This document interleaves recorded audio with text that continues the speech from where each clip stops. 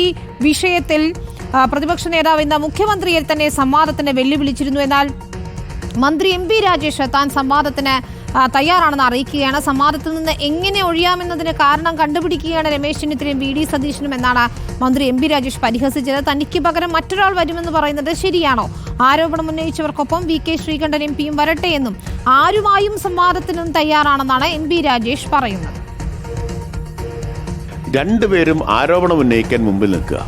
ആരോപണത്തെക്കുറിച്ച് നമുക്ക് സംവാദമാവാം എന്ന് പറയുമ്പോൾ രണ്ടുപേരും പിന്മാറിയാൽ പകരം വേറൊരാൾ വരും എന്ന് പറയുന്നത് മര്യാദയാണ്. അപ്പോൾ എങ്ങനെ ഒഴിയാമെന്നതിൻ്റെ കാരണങ്ങൾ കണ്ടുപിടിക്കുകയാണ്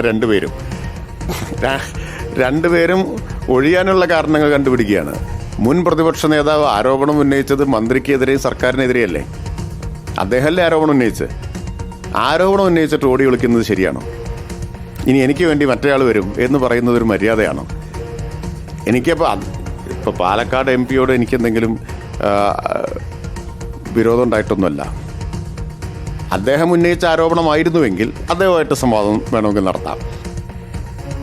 റഹീസ് റഷീദുണ്ട് വിശദാംശങ്ങളുമായി. റഷീദ് ഏതായാലും ബ്രൂവറിയിൽ പരസ്പരം വാക്പോര് തുടരുകയാണ്. ഇന്നിപ്പോൾ നമ്മൾ കണ്ടു വി ഡി സതീശനും രമേശ് ചെന്നിത്തലയും രണ്ട് വ്യത്യസ്ത വാർത്താ സമ്മേളനങ്ങളായി വിഷയം വീണ്ടും ഉയർത്തുന്നത്. പ്രതിപക്ഷ നേതാവ് മുഖ്യമന്ത്രിയെ തന്നെ ഒരു പടി കൂടി കടന്ന് വെല്ലുവിളിക്കുന്നത് നമ്മൾ കണ്ടു. മന്ത്രി എം പി രാജേഷിന്റെ ഒരു നിലപാട് എന്താണ് ഇക്കാര്യത്തിൽ?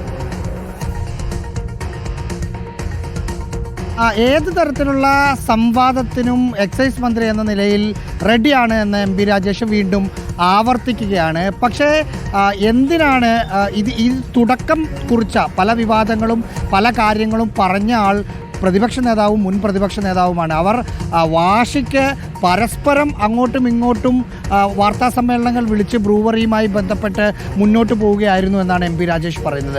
അങ്ങനെ ആരോപണങ്ങൾ ഉന്നയിച്ച ആൾക്ക് മറുപടി നൽകുന്ന സമയത്ത് ഞാനില്ല മറ്റൊരാൾ വരട്ടെ എന്ന് പറയുന്നത് ശരിയാണോ? അത് ഒന്നും പറയാനില്ലാത്തത് കൊണ്ട് ഓടി ഒളിക്കുന്നതിന് തുല്യമാണ് എന്നാണ് എം പി രാജേഷ് പറയുന്നത്. ഒപ്പം പ്രതിപക്ഷ നേതാവും മുൻ പ്രതിപക്ഷ നേതാവും സംവാദത്തിന് വരട്ടെ, അതിൻ്റെ കൂടെ ഇവർ പറഞ്ഞ Palakkad M P V K ശ്രീകണ്ഠനും വരട്ടെ എന്ന നിലപാടാണ് എം പി രാജേഷ് എടുത്തത്.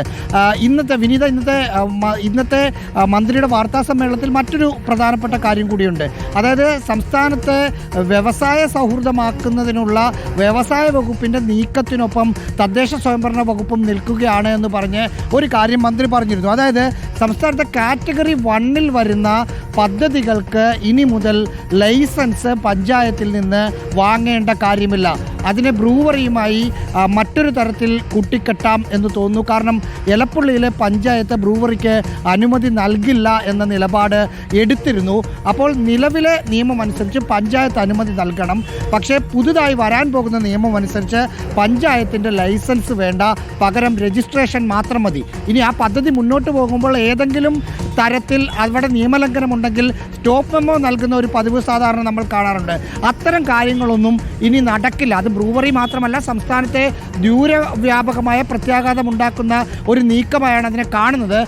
പെട്ടെന്ന് വ്യവസായികൾക്ക് തിടുക്കത്തിൽ വ്യവസായം തുടങ്ങാൻ വേണ്ടിയാണ് എന്നാണ് പറയുന്നതെങ്കിൽ പോലും അതിൽ ചില പ്രശ്നങ്ങൾ ഉണ്ട് എന്ന് തോന്നുന്നു. അദ്ദേഹത്തോട് വാർത്താ സമ്മേളനത്തിൽ ഇക്കാര്യം നമ്മൾ ആവർത്തിച്ച് ചോദിച്ചിരുന്നു. പക്ഷേ നിങ്ങൾ ഇതിനെല്ലാം ബ്രൂവറിയുമായി കൂട്ടിക്കെട്ടാൻ ശ്രമിക്കുന്നു എന്ന മറുപടിയാണ് അദ്ദേഹം നൽകിയത്. ശരി, പക്ഷേ ബ്രൂവറിയുമായി അതിന് ബന്ധമില്ലേ എന്ന് സംശയം തോന്നുന്ന വിധത്തിൽ തന്നെയാണ് സർക്കാരിന്റെ നിലപാടുകൾ തീരുമാനങ്ങളൊക്കെ തന്നെ വരുന്നത്. അതാണ് സംശയത്തിനിടയാക്കുന്നതും. റഹീസ് റഷീദാണ് വിശദാംശങ്ങൾ നൽകിയത്.